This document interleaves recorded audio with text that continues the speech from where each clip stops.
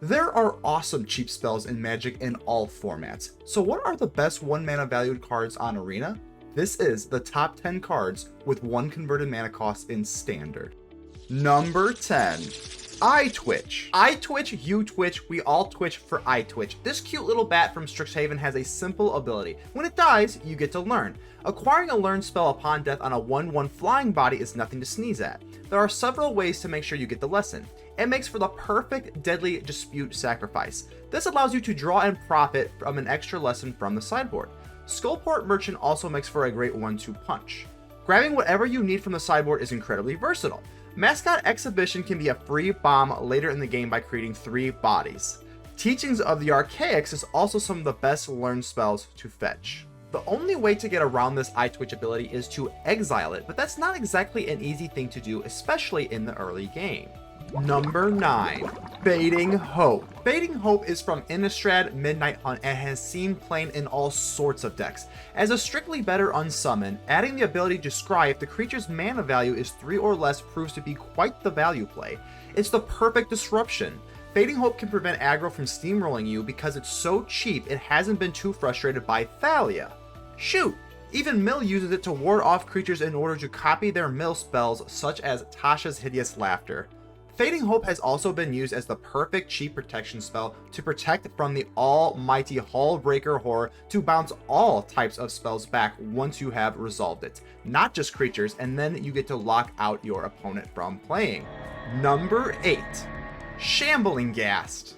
Shambling Ghast is a zombie from Adventures in the Forgotten Realms and packs a unique trait, especially for a 1-drop. 2 abilities. Upon death, this pesky zombie can hit an opponent's Thalia with a -1/-1 until end of turn, which opens up all your instants and sorceries for 1 mana cheaper. It can also be used against Elite Spellbinder or any other creature left with 1 toughness after combat.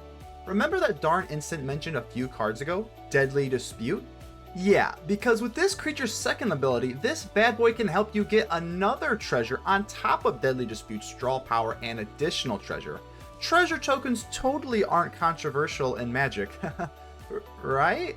If your turn 2 play is a Deadly Dispute on your Shambling Ghast, you can get a Lulth Spider Queen out on turn 3. That is absolutely insane.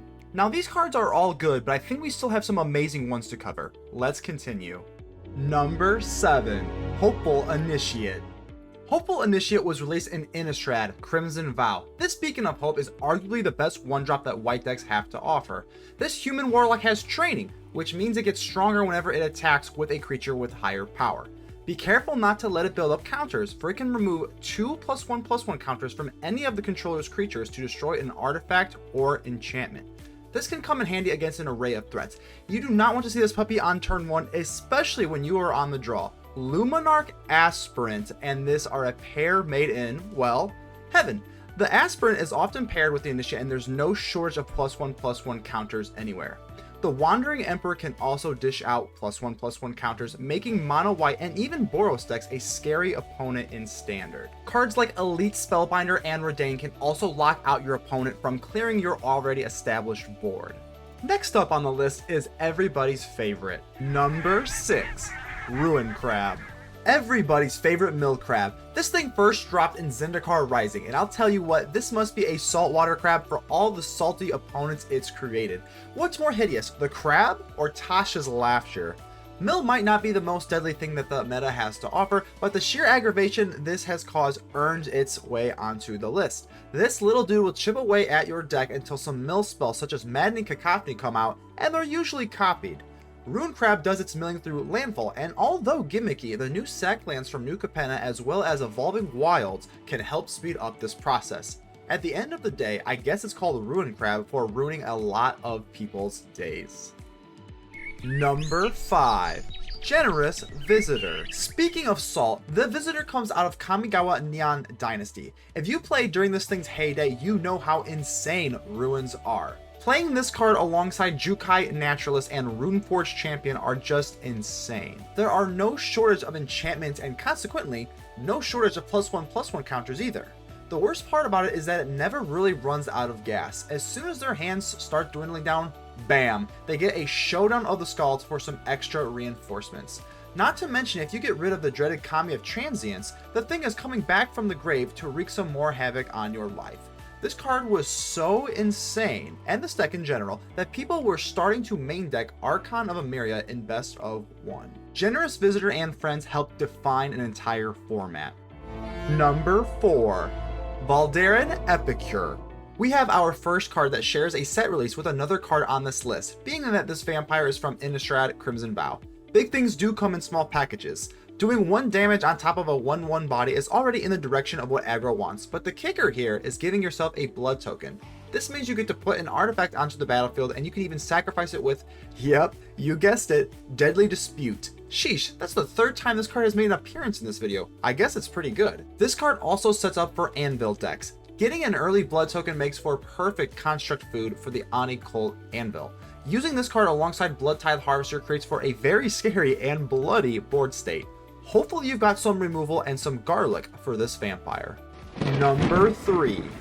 Voltage Surge. Voltage Surge also comes from Kamigawa Neon Dynasty and has been zapping the competition ever since.